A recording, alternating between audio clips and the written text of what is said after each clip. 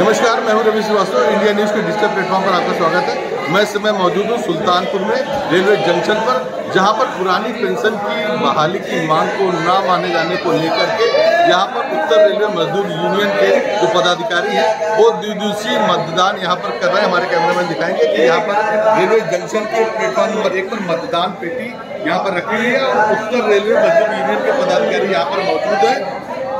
आपको बता दें कि ये जो 2 दिवसीय मतदान हो रहा है, ये पुरानी पेंशन बहाली मांग न पूरी होने को लेकर के यहाँ पर हड़ताल नोटिस दी जाने की 2 दिवसीय मतदान यहाँ पर किया जा रहा है। और इस समय यहाँ उत्तर रेलवे मजदूर यूनियन के जो पदाधिकारी हैं, मैं उनसे जानना चाहूँगा कि ये मतदान को लेकर के आगामी क्या रणनीति तय की जा रही है और इस मतदान का क्या उद्देश्य है। सर नमस्कार, क्या उद्देश्य है इस मतदान को लेकर के?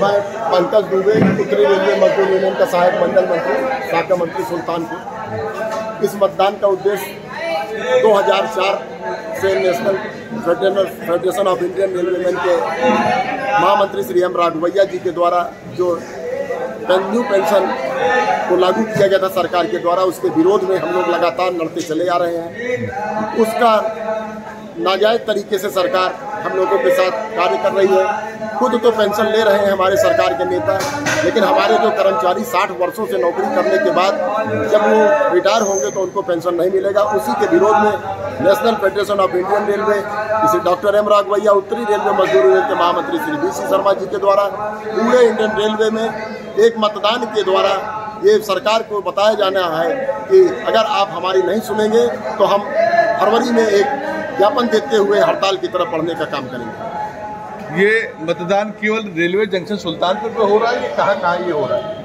ये मतदान पूरे भारतवर्ष में आज की तिथि में हो रहा है, 29 और 30 तारीख की डेट में हो रहा है। और समस्त रेल कर्मचारी इस मतदान में जो मतदान कर रहे हैं, उस मतदान का मतलब ये है कि इतने % व्यक्ति हमारे साथ हैं। जो हड़ताल मैं करूंगा तो इतने % व्यक्ति मेरे साथ रहेंगे हड़ताल में। और सरकार ने कर्मचारियों के साथ बहुत ही नाजायज तरीके से समस्त भत्ताओं को बंद कर दिया। जितने भी भत्ता थे, NH था हमारा, वो बंद हो गया। हमारे 4200 ग्रेड पे के कर्मचारी जो हुआ करते थे, उनका नाइट अलाउंस बंद कर दिया गया, ट्रांसपोर्ट अलाउंस बंद कर दिया गया। जो TA यात्रा भत्ता हुआ करता था, जो हमारे कर्मचारी 25 दिन तक काम करते थे, 25 दिन तक उनको TA मिला करता था, आज की डेट में वो मात्र 15 दिन दिया जा रहा है। उसमें भी और 8वें वेतन आयोग के गठन के लिए हमारी महामंत्री जी का डिमांड है। सरकार ने अभी तक कोई भी टीम गठित नहीं की है।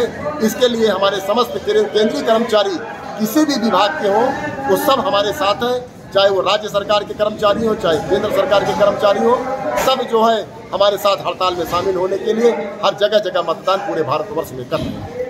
पंकज जी, एक चीज़ ये आपसे जानना चाहूँगा कि आज ये जो मतदान आपका 2 दिवसीय मतदान रहा है, इसमें इसका रिजल्ट कब तक आएगा और कैसे ये निर्धारित होगा कि आप जो है आगामी जो फरवरी माह की बात कर रहे हैं, इसमें आपकी जो हड़ताल है वो उसके पक्ष में कितने मतदान होंगे? जैसे आपको मैं सुल्तानपुर की बताना चाहता हूँ। सुल्तानपुर में लगभग 1700 कर्मचारी हैं।